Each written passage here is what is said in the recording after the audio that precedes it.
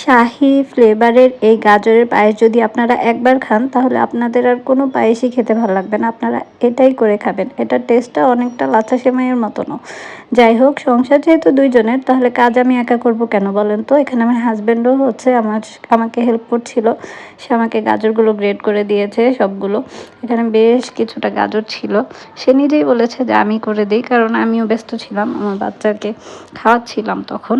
মূলত সে যখনই সুযোগ পায় আমাকে সংসারের কাজে অনেকটাই হেল্প করার চেষ্টা করে। আলহামদুলিল্লাহ, মাশাআল্লাহ, দোয়া করবেন সবাই আমাদের জন্য। তো আমি যেহেতু নতুন একটা রেসিপি ট্রাই করছি, এটা আমি লাইফে ফার্স্ট টাইম করলাম, তো আমি ভাবলাম যে একটা নতুন পাতিল নামিয়ে নিই। তো এটা এলোসেফের একটা পাতিল।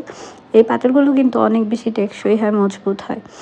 জানি না আপনারা কে কে ব্যবহার করেছেন, ব্যবহার করে থাকলে আমাকে জানাবেন।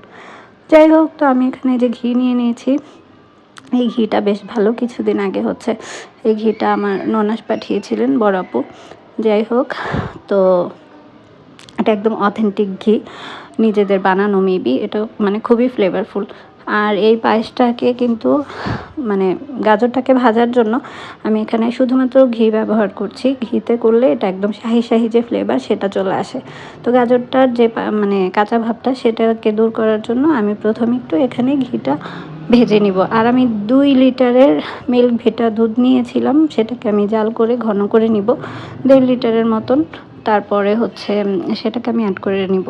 আপনারা চাইলে সরাসরি দুধটা দিয়ে দিতে পারেন, কিন্তু একটু জাল করে নিলে আপনাদের রান্নাটা অনেক বেশি তাড়াতাড়ি হয়ে যাবে। যেহেতু এই টাইপের রান্না করতে একটু সময় লাগে, আপনারা যদি এরকম 2 চুলায় 2টা দিয়ে মানে কাজটা তাড়াতাড়ি করে ফেলেন, দেখবেন যে অনেক বেশি রান্নাটাও তাড়াতাড়ি হয়ে যাবে। যাই হোক, আমি কি বলতেছি তাড়াতাড়ি, আমার অনেক বেশি ঠান্ডা লেগেছে, আমার শরীরটাও একটু খারাপ। তারপরও ভিডিও তো না শেয়ার করলে ভালো লাগে না। এই তো আমি এখানে এটা ভেজে নিয়েছি, একদম পানিটা শুকিয়ে গেছে গাজরের। এই পর্যায়ে হচ্ছে আমি এখানে যে দুধ জাল করা ছিল সেই দুধটা দিয়ে দিব।